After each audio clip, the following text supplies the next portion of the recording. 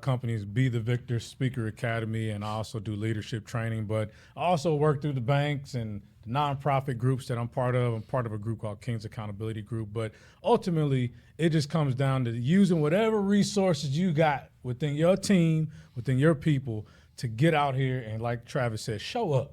Just half of the battle is just showing up and being in the places that we need to be, and stop getting distracted by other things going on, or maybe social media or the news telling you this, that, and the third is going on. You can see with your own eyes what's going on. Get out there and get some work done. There's an old saying, divide and conquer. And we're living in a world that doesn't want any interaction between any of us. We've got to figure out how and what is the solution. But I know you know, Travis, what's the solution? Well, much of what Victor just said and what we're saying here today, we can do this. We have skills all over our community. We have resources all over our community. And if we ever decide to galvanize those resources, man, there's probably no limit on what we are capable of doing. We know our kids need it everywhere we go. There's an indication that kids need saving, parents need saving, families need restoring. We have the resources and we have the power to do it. So let's do it. Many of you that are familiar with Community Care Resource Council already know we have life management resources. 26 areas of life where you could have a problem. And you can call us and we will connect you with the people that will help you pay your rent, that will help you pay the light bill, that will help you get therapeutic counseling if you need it, that will help you if Uncle George is getting out of prison. There are all sorts of resources at hand. What do we do? Do we just sit up and go undercover, or do we talk about what's really going on? Definitely talk about it. You know, and the way that my mind thinks, Carl, and you know this, I see a lot of things through a financial lens. And we can ask for this, that, and the third, but we got to circulate the dollars within the community, because that builds up these Black businesses, the Hispanic businesses. And it's the little things. Being able to buy a $10 food product consistently in that community is building up that business owner. And a lot of times the issues that we're facing is because we don't have the financial capacity. So we can help build up the businesses in the community, circulating the dollars. Travis mentioned it, like there is a statistic in 2024, the African American community spent something like $2 billion. Billion, maybe it's even more than that, on just spending. So if we put those resources in our community, and think of all the business owners that would be able to do more for their family, do more for their community, do more for their church, if they can even cover the bills. And instead of us saying, oh man, why are you charging me so much for this product, this and that, but you'll go spend this money on this Louis Vuitton shirt for $100, but you won't spend $50 with the community business owner. So those are the type of things we don't talk enough about, how the dollars have to continue to circulate within our community. Well, then the question comes to my mind is where and who are the resources? Now, I went to a political event the other day, a bunch of Democrats, and I looked around the room and there was Travis. Next week, I went to a bunch of Republicans. I looked around the room and there was Travis. So now, Travis, what is going on here? So am I crossing over one day or the other? Well, here's what I'm clear about. We're all children of God. Yes. We all have resources, and I don't care who has those resources. God has always used tyrants in order to forward his will when it comes to saving his children. And it's historical and it's biblical. So I don't limit myself based on a party affiliation, because I've always voted based on who I cared about and people that I have relationships with. And you saw it, Carl, when both you and I were being honored as some of Dallas's living legends.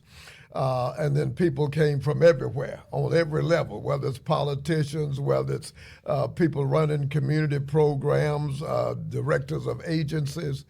They were there. They were there because of relationships we have built over the years, and relationships of integrity, relationships of honor, of dependability. They can trust us. That's what's missing in our community. And if we build that kind of relationship, there's nothing we'll ask for that we cannot get. But I grew up in the hood, and they taught me about I can't get caught up in the okey doke. And here's the thing that I'm going to tell you. Don't buy into division. Don't buy into black community, white community, Republicans and Democrat, old and young. Martin Luther King said it best. Buy into the content of the character. You're not going to be able to look at anybody and tell if they're friend or foe. Right. You got to watch their feet. Yeah. My grandmother taught me when you pray, move your feet. Where you want me to go? Where do we go? Where do we go? Where do we go? Where can we go? Where we been going in the Okay. community, connecting with people at all different levels of our society, because it does take bringing people in from other resources, from other agencies, from municipalities, from churches, banks. It requires all of that in order to run an effective city. So if you're going to run a city that way, why would you step away from that ideology to take care of a community? And you're right. It takes action. I go to too many events where it's some probably well-minded folks that want to do good, and it's just talk, no action items, no follow-up. And then the next time they get together, they're eating again and talking about, oh, we got to do this, that, and the third, and nothing's happened. But it's people like you guys and myself that are out and not afraid to take the fire and get, and take the heat for the work that has to be done. You got to roll your sleeves up, man, get dirty sometimes out here. Right. And I don't mean unethical. I just mean you got to get into the community and work with people where they are. Talking loud and saying nothing. The thing we got to think about, Travis, and I want you to help me out because I know this is your area of expertise, is we got to think about what we're doing with and for our kids. We've got to understand that families are almost non-existent. Are we going to reassemble our families? Are we going to just have grandma take care of all the kids? What are the things that are challenging us? And Travis, more importantly, what are the solutions?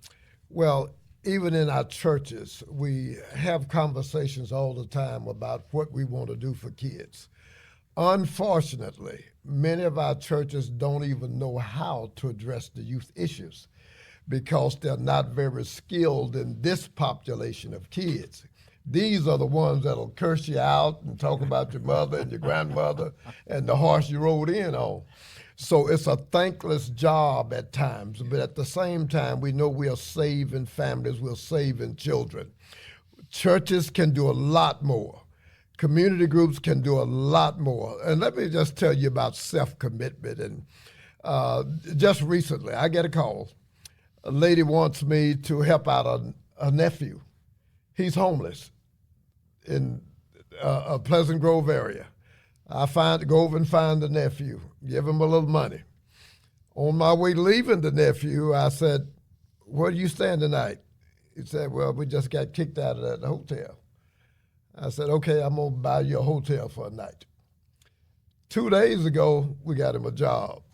So he's going to be still homeless in the area, but he's got a job in the area now where he can go to work every day. Yes, and in a very short period of time, he's going to be able to have an apartment or something else that's going to go with that. My point is personal commitment. Yes. Get in the dirt. Yes. And make it happen, man. Your personal commitment of what you're going to do and how you're going to do it. And I do this all the time. Yeah. You want to add to that? Oh, 100%, because oftentimes we're looking out at who caused this for us. Why is this happening? If they wouldn't do this, that, and the third, but we also need to look at ourselves. What can we do differently? What can we do more in our own household? Again, whether it's financially or just being there talking to your kids instead of all of y'all sitting in the living room on the couch scrolling. Nobody's talking about anything. We don't know what information's coming into that child's mind.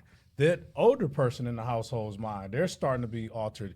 Have a conversation. Let's talk about these things and stop looking at, man, this person, that person. There has to be some self-accountability as well. Now, we know there's some some hindrances out there that have been strategically put in our place in our way to prevent us from growing, but all of it can be overcome. One, of course, with God's grace and God's guidance, but also just looking at yourself and what can I do every day on a daily, consistent basis to be the best version of myself. Now, if you're scrolling, stop right now.